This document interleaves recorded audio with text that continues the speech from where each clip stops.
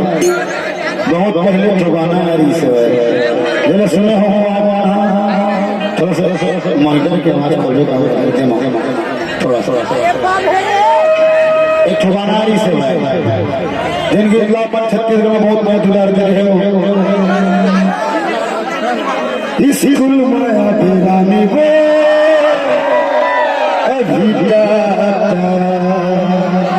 ये हमारा कलाकार साथ साथ बैठे हैं जो ताली बजाओ है ना अरे ठहरो का नारी से मैं भोग थकू वाला वो ऐसा ऐसा सुपर हिट भाई हमारे कलाकार भाई जगह की हम सुन के सीखे हैं तो एक बार हमारे रवि जोशी भैया में जोरदार ताली बजाओ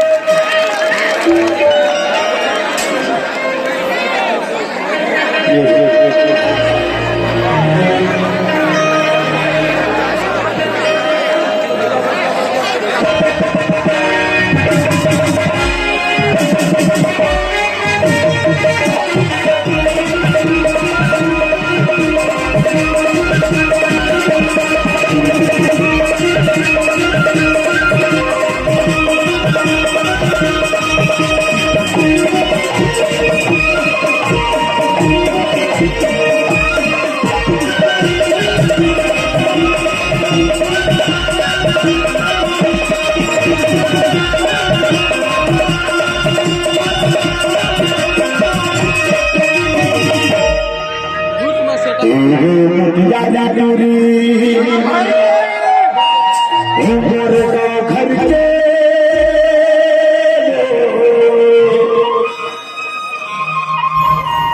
और खातिर हो गए बदनाम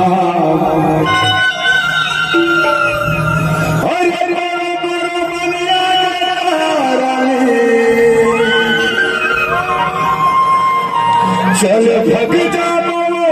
भूले चल भग जाओ रे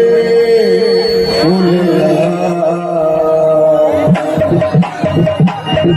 दुनिया का कभी सुन तोर मोर बात दिन भी खा गया ताल भूखा ना रहे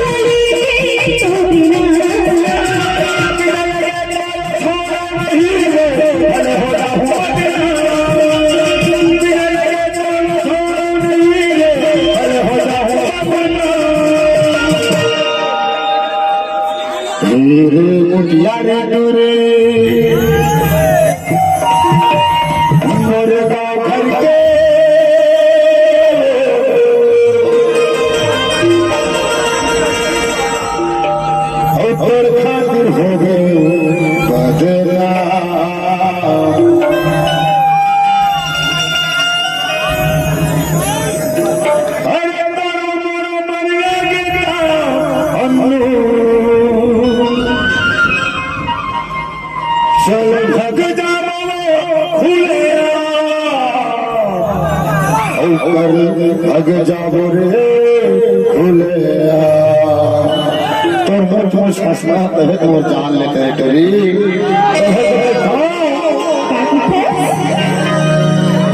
ए मैं कहा साधु अंतिम बताऊं तो मरवा में देती है साधु हो हमार दोनों जोड़ी कैसे है छत्तीसगढ़ एक नंबर ना बोले कैसा मत कि बिगाड़ मत करवा रे नवा कुड़िया बस आले भी कैसा सुन इस सारों मत के डको मत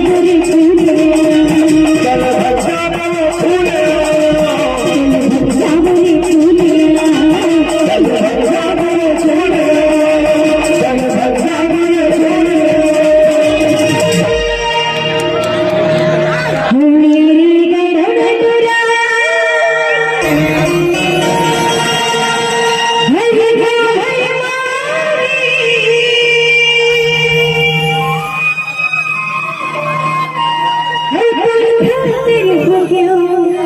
बदला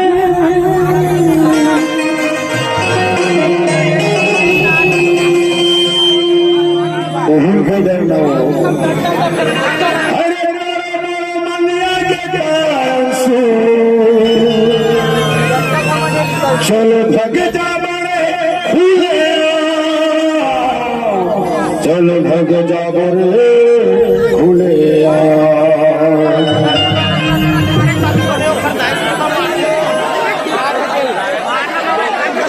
आप वाला सुना बहुत जगह चिंता मत करो जरी जा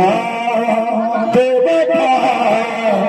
मोला तो सुरताया तेरे जरी जा बेवफा मोला तो सुरताया तेरे